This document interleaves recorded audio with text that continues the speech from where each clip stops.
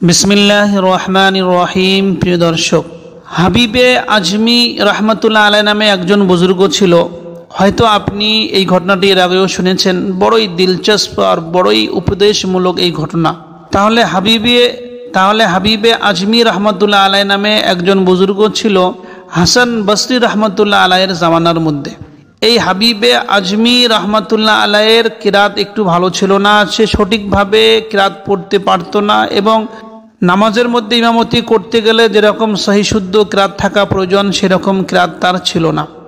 তিনি একদিন তাহাজ্জুদের নামাজ পড়তেছিলেন। হাসান বসরি রহমতুল্লাহ আলাই তিনি চাইতেছিলেন যে এই হাবিবে আজমির পিছনে দাঁড়িয়ে তাহাজ্জুদের নামাজ পড়বেন এবং তাহাজ্জুদের নামাজের মধ্যে শরিক হন।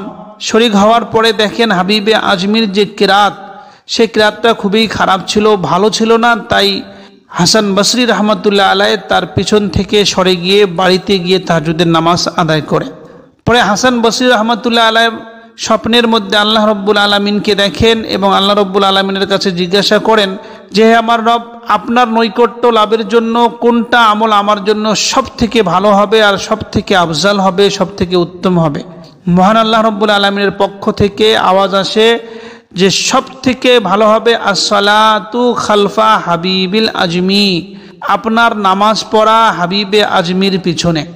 আপনার জন্য আমার নৈকট্য লাভের সব থেকে ভালো এবং সব থেকে উত্তম আমল হইল ওই হাবিবে আজমির যে পিছন থেকে আপনি সরে এসে বাড়িতে নামাজ পড়েছিলেন সেটা নয়, বরং ওই হাবিবে আজমির পিছনে দাঁড়িয়ে যদি নামাজ পড়েন তাহলে এটাই আপনার জন্য আমার সান্নিধ্য লাভ করার সব থেকে উত্তম আমল হবে। প্রিয় দর্শক, আল্লাহ রব্বুল আলমিন মানুষের দিল দেখে, মানুষের কিরাত দেখে না, মানুষের সৌন্দর্য দেখে না। আল্লাহ রব্বুল আলমিন মানুষের দিল দেখে। যদিও তার কিরাত ভালো ছিল না, কিন্তু তার দিল আল্লাহ রব্বুল আলমিনের কাছে এতই পছন্দ ছিল যে একজন বড় বুজুর্গ, বড় আল্লাহর ওলি হাসান বসরিকে তার পিছনে নামাজ পড়াকে খুবই পছন্দ তিনি করতেন। এই জন্য আমরা সবসময় আমার দিলকে ঠিক করব, নিয়তকে সহি করব এবং আল্লাহর জন্য সব কিছুই করব। বাইরের চাকচিক্য, বাইরের সুন্দরতা, নিজের সুন্দরতা, অন্যদিকে মনস্ক থাকা, এটার থেকে বেশি সব থেকে গুরুত্বপূর্ণ সেটা হলো নিজের অন্তর, সেটা হলো আমাদের কলব।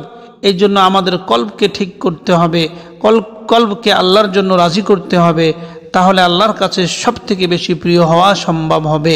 আল্লাহ রব্বুল আলমিন মানুষের তাকওয়া দেখে, এছাড়া কিছু দেখে না। আল্লাহ রব্বুল আলমিন আমাদের সবাইকে তাকওয়াওয়ালা এবং দিল এবং অন্তর দিয়ে আল্লাহ রব্বুল আলমিনের আহকাম আমল করার তৌফিক দান করুক। আসসালামু আলাইকুম ওয়া রাহমাতুল্লাহি ওয়া বারাকাতুহু।